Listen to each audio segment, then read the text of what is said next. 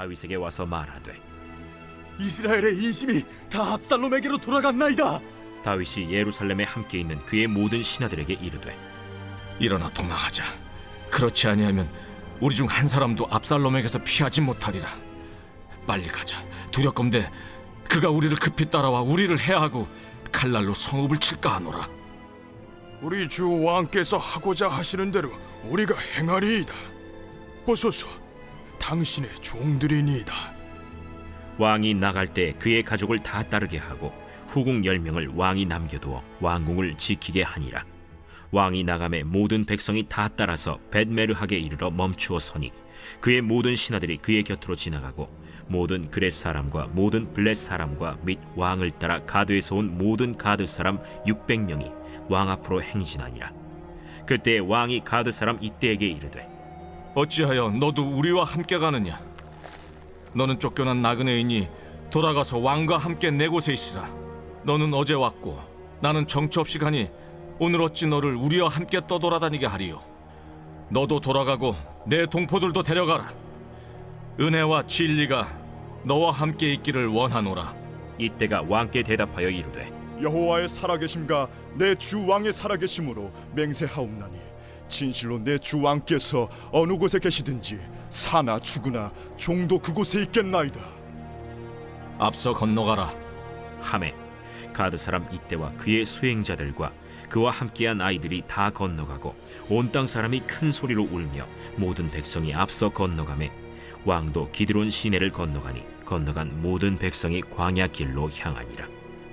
보라, 사독과 그와 함께한 모든 레위 사람도 하나님의 언약궤를 메어다가 하나님의 궤를 내려놓고 아비아달도 올라와서 모든 백성이 성에서 나오기를 기다리도다.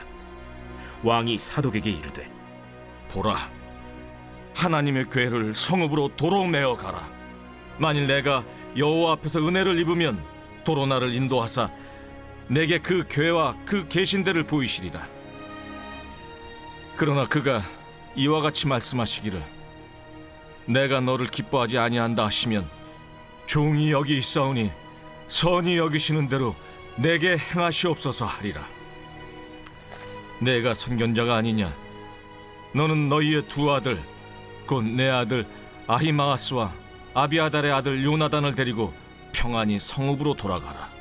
너희에게서 내게 알리는 소식이 올 때까지 내가 광야 나루토에서 기다리리라.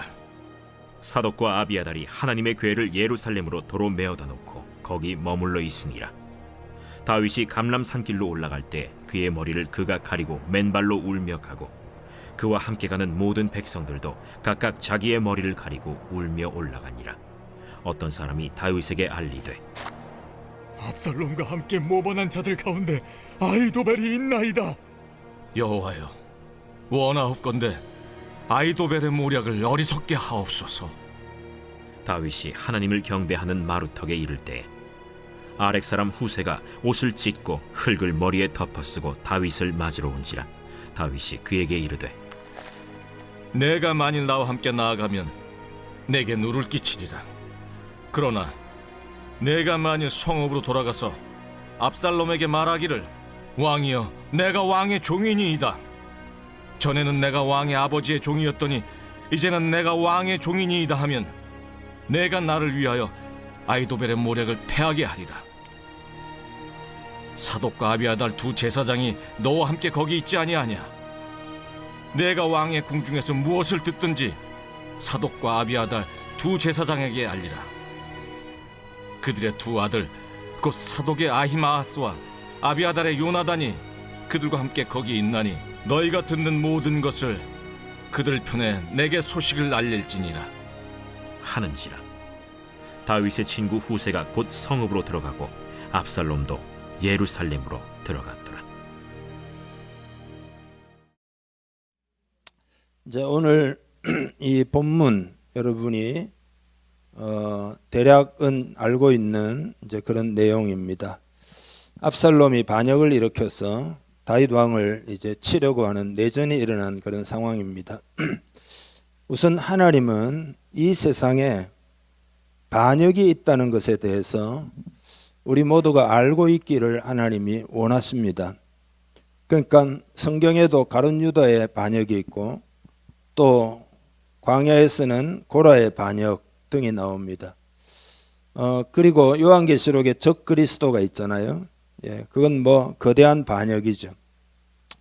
만약에 여러분들이 말세지마를 살아가면서 적 그리스도를 분별할 수 없다면 여러분들은 적 그리스도에게 동조하는 자가 되고 말겠죠. 예를 들어서 독일의 히틀러가 정권을 잡을 때 독일 교회가 히틀러를 메시아로 추앙하고 그리고 히틀러가 그 모든 일을 하는 일에 있어서 교회가 상당히 뒷받침을 해 주었다는 역사적인 상황이 있습니다. 그러니까 그들은 분별하지 못하고 히틀러의 그 모든 악정에 동참하게 된 것이죠. 물론 이제 그 가운데서 보네프나 칼발트나 이런 사람들은 고백교회라고 하는 것을 세워서 반대하는 운동을 하긴 했지만 전체 대세는 히틀러를 마치 메시아처럼 추앙하게 됐던 거죠. 반역에서 중요한 사실은 반역하는 자들은 사람의 마음을 훔치는 것이 특징입니다. 간계를 써서 그러니까 겉으로는 좋아 보이게 하지만 그 안에는 안 좋은 것을 가지고 사람들에게 접근을 하는 거죠. 그러니까 압살롬이 그랬습니다. 구체적으로 보면은 병거와 말들을 준비하고 호위병 50명을 자기 앞에 세워가지고 그것은 이제 백성의 관심을 자기에게로 모으고 자기 왕으로서의 위용을 백성들에게 나타내기 위한 계략이었죠. 그리고 성문에서 고대의 성문은 중요한 장소죠. 이른 아침에 왕에게 재판을 받으러 가는 사람들을 세워놓고 그들 개개인에게 관심을 다 보이는 겁니다. 그래서 이 압살롬의 이러한 관심, 친절 이거는 자기를 왕으로 보이기 위해서 거창하게 막 호위병을 50명을 앞에 세우는 것하고는 상당히 대조적이죠. 그런 위엄과 위용을 갖추어 놓고는 그리고는 무릎을 꿇고 사람들의 마음을 환심을 사기 위해서 행동을 한 거죠. 뭐라고 이야기하는가 하면은 내 일이 옳고 바르다마는 그러니까 오는 사람 보고 다 이른 아침에 붙잡아 가지고 들어주고는 내 일이 옳고 바르다마는 그러니까 재판도 하기 전에 사법적인 결정을 내려주는 거죠. 상대방에게 무조건 유리하게 말함으로써 그의 마음을 사고 그리고 한편 자기 아버지 다윗 왕에 대하여 불평할 수 있는 불만을 품을 수 있는 여지를 계속해서 조성을 한 거죠. 또 뭐라고 이야기하는가 하면 내 송사를 들을 사람을 왕께서 세우지 아니하셨다. 그러니까 다윗이 백성들에 대한 기본 의무를 다하지 않고 불리하고 무책임하고 그런 왕이다. 이렇게 매도를 하고 그렇기 때문에 당신은 억울한 일을 많이 당하는 거다. 억울한 일을 왕이 방임하고 있다. 그렇게 이야기를 하는 거죠. 그리고는 또 뭐라고 이야기하느냐. 내가 이 땅에서 재판관이 되고 누구든지 송사나 재판할 일이 있어 내게로 오는 자에게 내가 정의를 베풀기를 원하노라. 압살롬이 이렇게 이야기를 합니다. 그러니까 여러분 이스라엘 역사를 보면은 사법 시스템이 체계적으로 갖추어진 것은 그 여호사밧 왕 때거든요. 그러니까 다윗 왕 때는 아직까지도 그게 체계가 허술합니다. 그래서 그런 허술한 체계를 이용해 가지고 또 압살롬이 왕자니까 왕자의 신분을 이용해 가지고 스스로 재판관으로 행세하면서 자기 자신이 억울한 일들을 다 풀어줄 거다. 정의를 내가 다 베풀 거다. 이렇게 공언을 하고는 그 사람을 품고는 입을 맞추고 이렇게 해서 6절에 오늘 본문에 보면 이스라엘 사람의 마음을 압살롬이 훔치니라. 백성들의 마음을 압살롬이 도둑질을 했다. 그러니까 상처 입은 사람에게 관심을 기울이고 그리고 다윗의 통치가 무능하다고 비판하고 약자를 동정하는 척하고 그들에게 애정을 보이는 방식으로 마음을 훔쳤다. 근데 성경에서는 하나님은 오늘 본문에 기록한 대로 그게 백성의 마음을 도둑질한 거다. 그렇게 말씀하고 있습니다. 이제 그렇게 해서 반역을 이제 조장한 것입니다. 그러니까 여러분, 세상에는 크고 작은 반역이 존재하고 있다는 것을 꼭 알아야 되고, 여러분은 이러한 것들을 조심해야 합니다. 왜냐하면은 질서의 하나님이 그런 반역을 절대 기뻐하지 않으시기 때문입니다. 권위를 이것은 허무는 것이고 사람들로 하여금 불만을 품게 하고 적대감을 부채질하는 것이고, 이렇게 하는 것이 하나님의 방법이 아님을 여러분이 먼저 꼭 깨달아야 합니다. 그래서 아무튼 압살롬은 이렇게 해서 자신을 구원자로, 해결자로 이렇게 내세우면서 스스로를 높이는 거죠. 그리고는 왕에 대한 마음을 이간질하고 마음을 도둑질했다라는 거죠. 그러니까 여러분, 항상 악이라는 것이 나는 악이요 이렇게 하지 않죠. 선을 이야기하고 그 속에 악이 있는 거죠. 그렇기 때문에 분별이 필요한 거죠. 반역의 관계를 잘 분별할 줄 알아야 되고, 그리고 반역에 대해서 맞설 줄 알아야 되고, 그리고 하나님 편에 설 수 있어야 된다. 그러니까 하나님을 위한 길인지 하나님이 기뻐하시는 노선인지 아닌지를 분별할 수 있어야 됩니다. 어떻게 분별하느냐? 은혜의 복음, 제가 자꾸 은혜의 복음 그러잖아요. 은혜의 복음에 진실하게 여러분이 깨어 있으면 그 모든 것들을 다 분별할 수가 있습니다. 세상의 기준이 뭐냐? 그게 바로 은혜의 복음입니다. 복음만이 세상을 구원한다는 확신이 여러분에게 있기를 바랍니다. 그러니까 복음에 진실하게 여러분이 깨어 있으면은 그 어떤 것도 분별할 수 있게 됩니다. 여러분이 이 세상을 살아가려면은 지혜롭기도 해야 되고, 또 한편 주님이 주시는 힘으로 강건하기도 해야 합니다. 우리가 이런 차원을 고려하고 있어야 됩니다. 왜냐하면 이 세상에는 비정상적인 일이 너무나 많기 때문이죠. 예수님도 제자들에게 너희가 환난을 당하나, 너희가 환난을 당하나, 이 세상에서는 환난을 당한다. 로마 제국의 큰 압제 가운데서 그리스도인들이 화형을 당하기도 하고 그 많은 환난을 당했다라는 것입니다. 그러니까 이런 일들이 세상에는 있을 수 있다는 것을 여러분이 이해하고 있어야 됩니다. 그래서 첫째는 분별이고, 그 다음에는 이러한 세상 가운데 여러분이 영적으로 강건해야 됩니다. 영적으로 강건해야 이 모든 것을 능히 이길 수 있게 됩니다. 지난주에 승리에 관한 메시지를 여러분에게 전했습니다. 승리의 길이라는 것은 하나님이 이미 다 준비해 놓았습니다. 여러분 이것을 확신할 수 있기를 바랍니다. 예수님이 십자가로 다 승리하셨기 때문에, 정사와 권세를 예수님이 다 무너뜨리시고 다 승리하셨기 때문에 그 승리의 마인드가 우리 마음의 믿음이죠. 딱 준비가 되면은 여러분 이 세상을 이겨 나갈 수 있습니다. 심지어 이 반역하는 이런 부분도 능히 이기게 하실 수 있는 그런 하나님이십니다.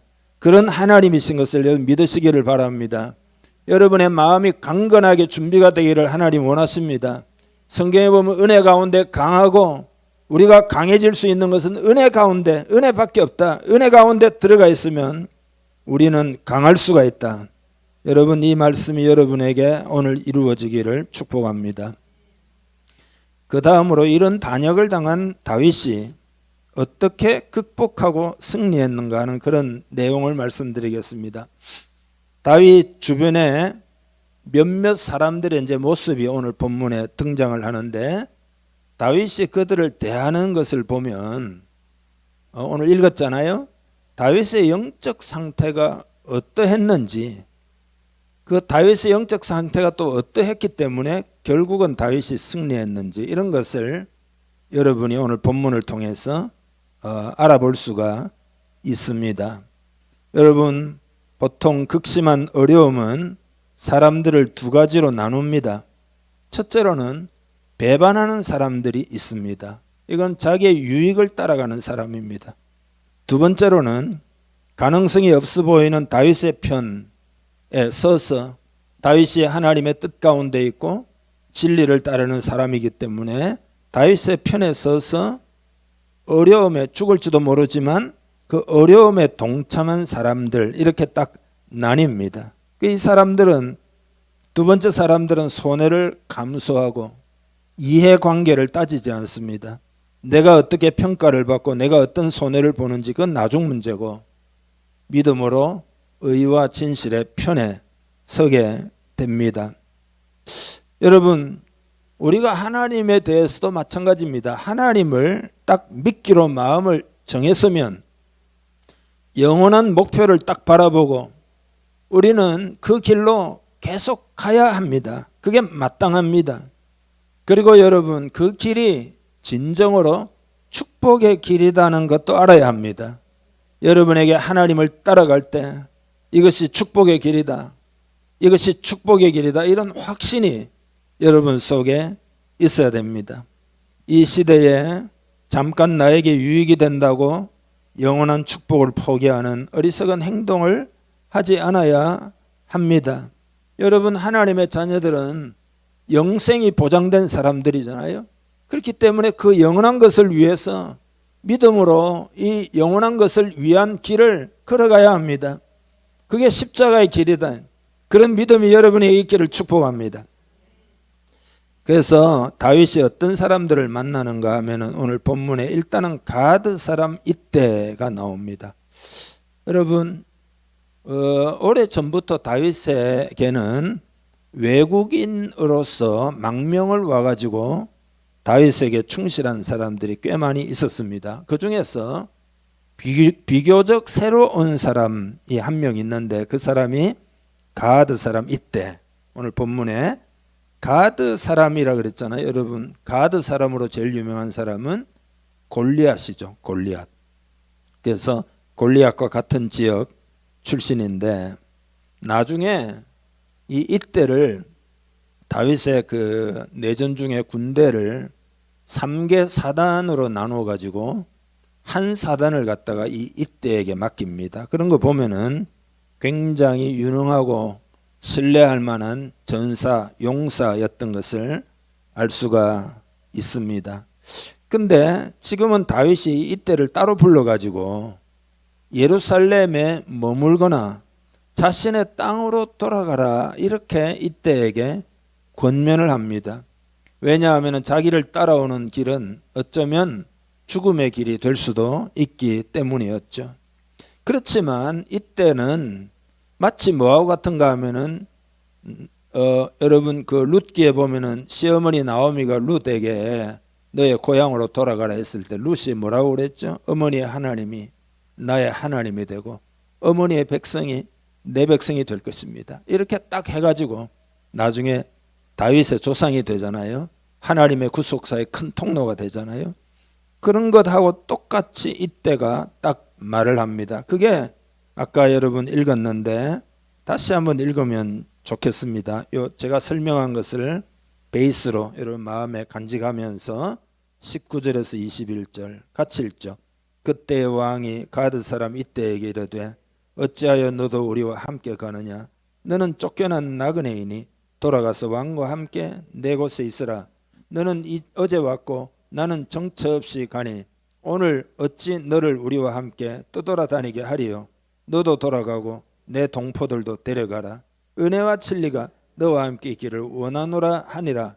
이때가 왕께 대답하여 이르되 여호와의 살아계심과 내 주 왕의 살아계심으로 맹세하옵나니 진실로 내 주 왕께서 어느 곳에 계시든지 사나 죽으나 종도 그곳에 있겠나이다 하니. 아멘. 이거는 다윗에 대한 어떤 충성 이상이에요. 뭐라고 이야기하는가 하면 여호와의 살아계심과 내 주 왕의 살아계심으로 맹세하옵나니. 그러니까 진정으로 여호와 하나님을 믿는 신앙의 사람이 됐다라는 것을 알 수 있잖아요. 여호와의 살아계심으로 맹세한다. 다윗이 하나님의 나라를 구하는 것도 알고 있으니까 내 주 왕의 살아계심으로 맹세하옵나니 그 뜻에 자기 자신도 완전히 들였고, 그래서 자기 땅이나 자기 신에게로 돌아갈 생각이 전혀 없다. 자기는 믿음의 사람이 되었고 왕께 은혜를 입었고 나는 하나님 편이 되었다. 이게 이때가 자신의 지금 위기 가운데 삶의 깊이를 지금 보여준 내용이죠. 어느 영국 신문에서 친구의 정의를 묻는 콘테스트가 있었는데 우승작이 이거예요. 친구란 온 세상이 다 떠나갔을 때 그에게로 찾아오는 사람. 온 세상이 다 떠나갔을 때 그에게로 찾아오는 사람. 그게 친구다. 이게 우승작이에요. 그러니까 여러분, 만약에 여러분에게 이때와 같은 친구가 있다면 여러분은 부유한 사람입니다. 부유한 사람. 여러분, 우리 공동체도 예수 그리스도의 십자가의 은혜 안에서 이런 교회가 꼭 되기를 간절히 원합니다. 이런 기대감을 가지고 여러분 기도하기를 바랍니다. 그래서 이때가 의리를 지켰고 개인의 유익을 구하지 않았다. 이게 은혜 받은 자의 마음이에요. 다윗이 왜 승리했는지를 그 말에서 보면 알 수 있습니다.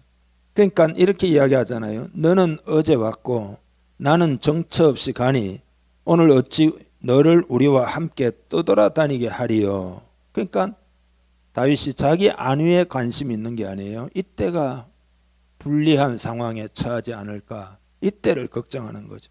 너도 돌아가고 내 동포들도 데려가라. 그러면서 뭐라고 이야기하느냐. 은혜와 진리가 너와 함께 있기를 원하노라. 은혜와 진리가, 그러니까 이 어려움 가운데 다윗이 지금 은혜를 알고 있고 진리를 알고 있다는 뜻이잖아요. 그러니까 다윗이 승리한 것은 딴 게 아니에요. 은혜와 진리에 굳게 서 있었기 때문에. 예수님이 왜 승리했느냐. 예수님은 은혜와 진리가 충만한 분이셨다. 그렇게 여러분 요한복음에 기록하고 있잖아요. 그러니까 다윗은 지금 이때라고 하는 용사가 나중에 3개 사단의 한 사단의 지휘관이 되니까 얼마나 필요한 사람입니까? 그런데 용사의 힘을 의지하려는 인간적인 도모보다 하나님을 의지해서 난국을 타개하려는 담대한 신앙을 볼 수가 있어요. 이 어려운 가운데도 다윗은 왜 이렇게 담대했는가? 하나님의 은혜를 전심으로 의지했기 때문이죠. 그러니까 은혜와 진리가 너와 함께 있기를 원하노라. 이게 놀라운 표현이다. 이 상황에서도 축복하잖아요. 자신의 믿음의 뿌리가 튼튼하니까 그것을 이렇게 축복할 수 있잖아요. 그리고 이때는 또 놀랍죠. 사나 죽으나 함께 할 것이라. 왕과 함께 할 것이라. 사나 죽으나 왕과 함께 할 것이라. 여러분, 이런 모습들이 우리가 사는 세상에 많이 있어야 이게 하나님 나라가 왕성하게 될 그런 기반이 형성되는 겁니다. 여러분, 우리 교회도 어떻게 하나님 나라가 왕성할 수 있느냐? 딱 이렇게 이런 모습이면 하나님의 나라가 왕성해질 수 있는 기반이 되는 겁니다. 하나님 나라를 위하여 복음을 위해서 똘똘 뭉치면 하나님이 크게 역사하실 수 있는 그런 기반, 그런 상황이 된 거다. 이런 공동체 되기를 원합니다. 두 번째로 다윗이 이제 사독과 아비아달하고 이야기를 해요. 이 대제사장들입니다. 그리고 그 밑에 있는 제사장들과 레위인들, 이들도 믿음의 사람들이라서 그런지 다윗의 편에 딱 섭니다. 그런데 다윗이 그들이 예루살렘에 머물도록 돌아가도록 조치를 취합니다. 그리고 언약궤도 돌려보내요. 그러니까 이건 뭐냐 하면 다윗이 자기 안위를 위해서 언약궤를 사용하기를 원치 않았다는 뜻입니다. 그러니까 언약궤를 하나의 어떤 수단으로 사용하려고 하지 않았다. 그래서 이 언약궤를 메고 지금 제사장들이 다윗을 원래 따랐던 이유는 뭐냐 하면은 하나님의 임재의 상징인 언약궤를 다윗 편에 둠으로써 장차 전투에서 다윗 왕에게 유리하게 하고픈 심사에서 그리 했지만 다윗은 그것을 돌려보냅니다. 돌려보낸 이유가 몇 가지가 있는데요. 먼저는 믿을 만한 예루살렘으로부터 믿을 만한 연락원이 필요했기 때문입니다.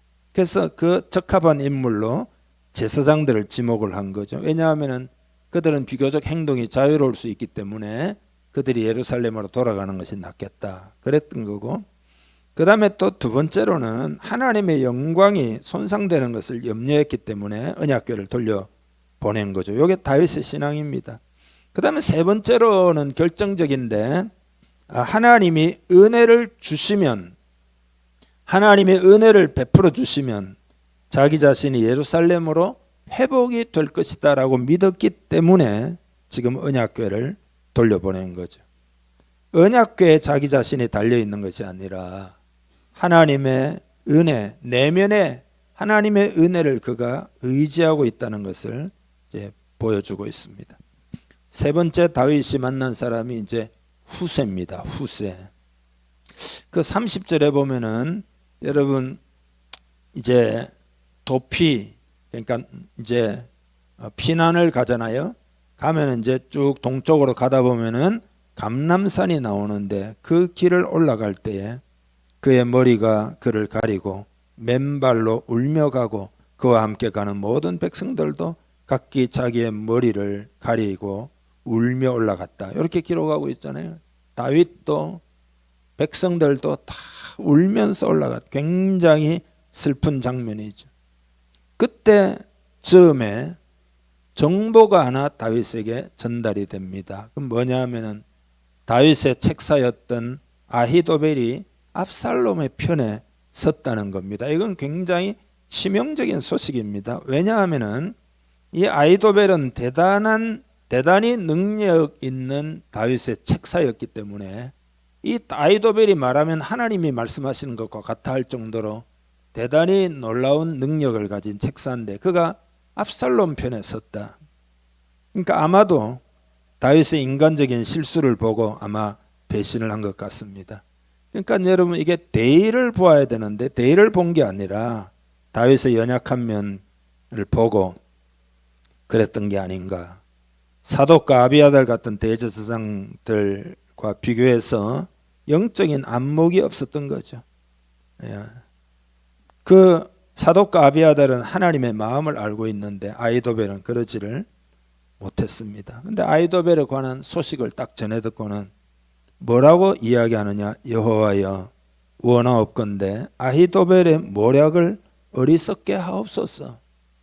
딱 하나님께 맡깁니다. 아히도벨의 모략은 굉장히 뛰어난 모략인데 하나님이 그거를 어리석게 하옵소서. 이렇게 기도합니다.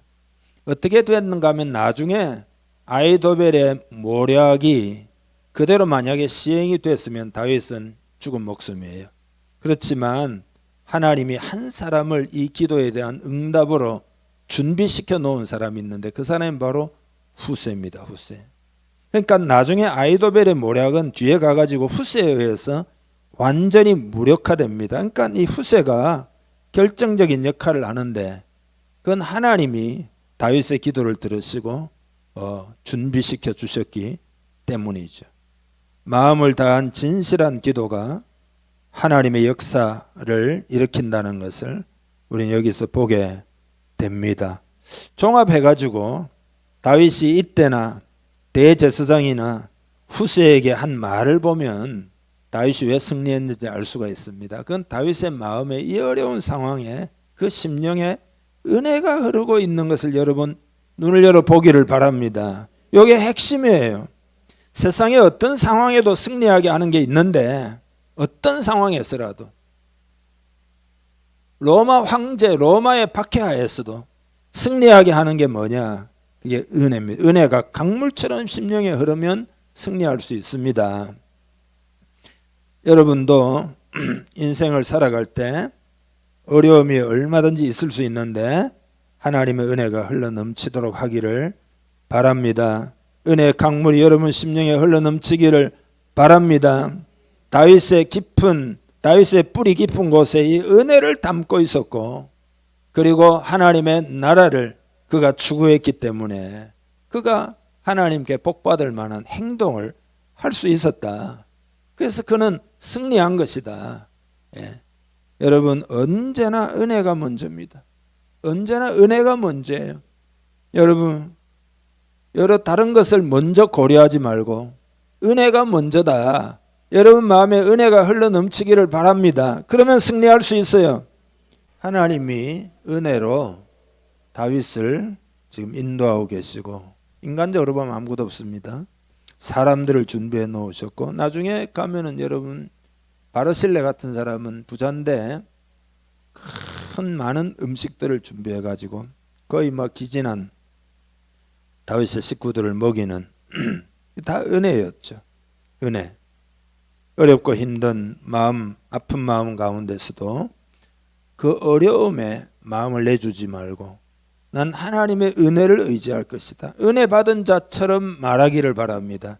은혜 받은 자처럼 행동하기를 바랍니다. 은혜 받은 자처럼 지혜를 내고 은혜 받은 자처럼 지혜롭게 행동하고 그렇게 해야 합니다. 다윗이 그랬다 이 말이죠. 압살롬에게 쫓겨가지고 피난을 할 때 지은 시편이 있어요. 그게 시편 3편입니다. 그 어떻게 기도를 했느냐 이제 이 부분을 한번 같이 읽어보겠는데요. 지금 여러분 이렇게 피난길에서 지은 노래입니다.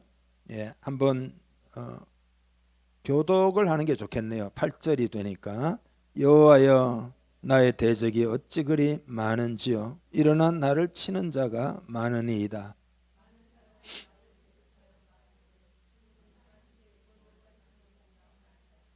여호와여 주는 나의 방패시요 나의 영광이시요 나의 머리를 드시는 자이시니이다.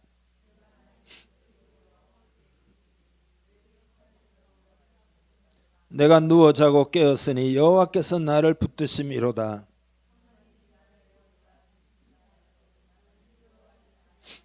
여호와여 일어나소서 나의 하나님이여 나를 구원하소서.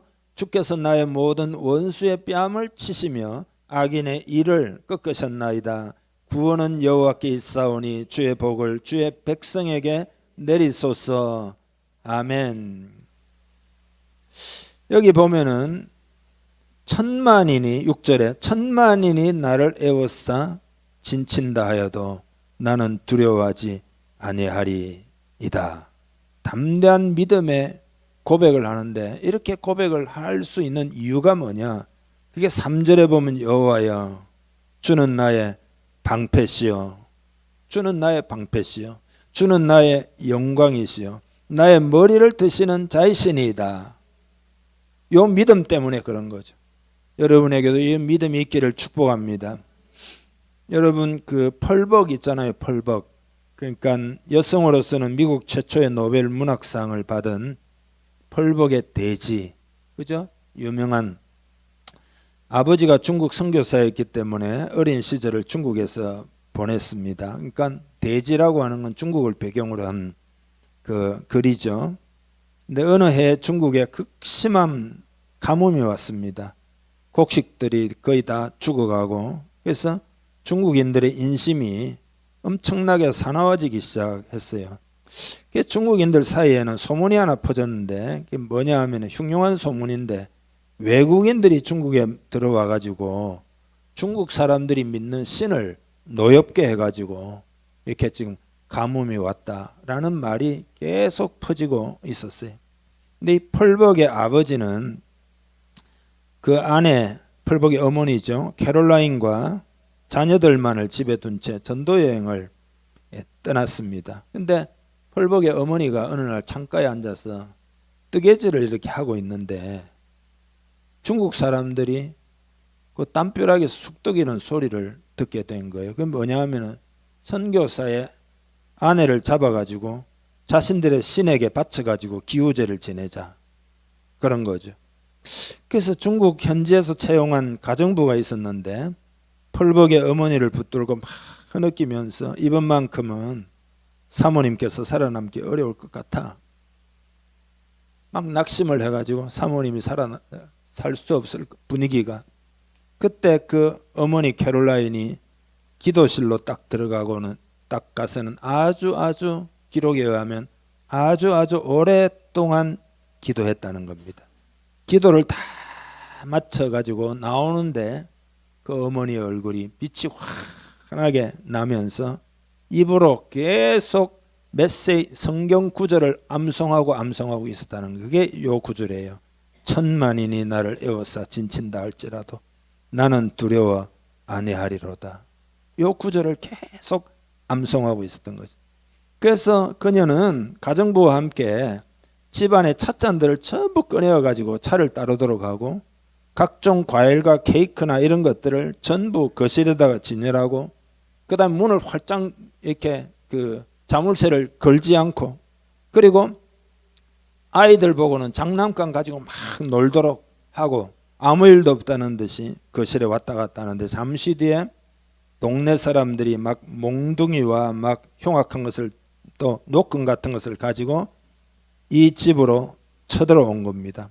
문을 발로 걷어차면서 거실로 뛰어드는데 우선은 이제 문이 잠겨 있을 것이라고 생각했는데 문이 열려 있으니까 일단 어리둥절을 하는데 펄벅의 어머니가 환하게 웃으면서 어서 오시라고 그러면서 막 차와 케이크를 드시라고 이러니까 갑자기 좀 상황이 당황스러운 상황이에요. 그래서 너무나 위험 있고 정중한 이 선교사 아내의 권유에 어정쩡한 자세로 앉아가지고 차도 마시고 과일도 받아 먹고 이러는 가운데 펄벅의 어머니가 피아노에 딱 앉아가지고 중국말로 찬송을 부르기 시작하는데 이 찬송은 뭔지는 제가 잘 모르겠는데 비할 데 없는 존귀한 우리 주시여 이런 이제 찬양인데 이걸 갖다가 쫙 부르는데 갑자기 중국 사람들이 굉장히 겸연쩍어하면서 하나 둘씩 떠나가는 그래서 생명을 살린 싫어합니다. 훗날에 펄벅의 어머니가 펄벅에게 그날 밤에 대해서 조용히 어떻게 말을 하는가 하면은 그날 밤에 너무나 두려웠지만 기도하는 가운데 하나님이 자신을 지켜주신다는 강한 확신이 들었다 이거예요.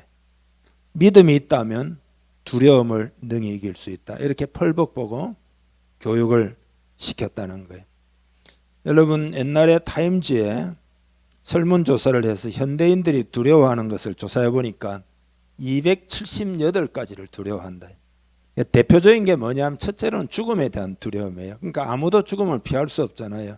또 죽음은 내가 유일하게 겪어보지 않은 일이기 때문에 너무도 두렵죠.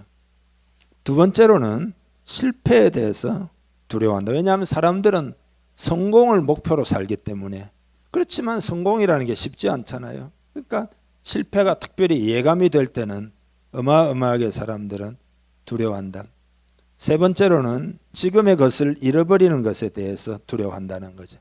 사람들은 나름대로 소중하게 여기는 것들이 있는데 뭐 그건 눈에 보이는 것일 수도 있고 가치관일 수도 있고 가치들이 있을 수 있는데 예를 들어 가정이나 직업이나 뭐 돈이나 건강이나 친구나 이성이나 명예나 자기 위치나 뭐 이런 것들 수없이 많겠죠. 이런 것들을 잃어버리는 것이 너무 두렵다. 네 번째로는 사람들은 미래에 대해서 두려워한다. 자신의 앞날에 어떤 일이 일어날지 모르기 때문에 너무 두렵다. 다섯 번째로 사람들은 고독에 대해서 두려워한다. 고독을 뭐 즐긴다는 사람도 들이 있긴 하지만 그러나 정상적인 것은 다 고독에 대해서 사람들은 두려워하고 두려움이라는 것은 두렵다는 것으로 끝나는 게 아니잖아요. 그건 그 감정은 나에게서 귀한 것들을 빼앗아 가요. 예를 들어 두려우면 잠재력도 묶이게 됩니다. 능력 발휘도 못하게 돼요. 또 두려움은 꿈을 완전히 앗아가 버립니다. 절망의 나락으로 떨어뜨린다. 또 두려움은 관계를 깨뜨리기도 합니다. 왜냐하면 두렵기 때문에 자신에 대해서 정직하지 못하게 되고 가면을 쓰게 되고 그렇게 되면은 타인과 정상적인 그런 소통을 할 수 없게 되는 것. 그 다음에 행복도 빼앗아가는 거죠. 당연하겠죠. 마음이 불안하고 염려, 고민이 막 커져가고 그러니까 평안이 다 사라지고 불행한 인간이 된다. 그러니까 여러분 이런 모든 것에 대하여 우리가 승리하려면은 승리하는 것 그거는 내면의 승리가 있어야 돼요. 세상은 어떤 일이 벌어질 수도 있어요. 이것을 우리는 알아야 합니다. 우리 민족도 6.25 겪은 거 아니에요? 그러니까 승리하려면 내면이 중요한데 기도 중에 하나님의 은혜를 강하게 입어야 한다.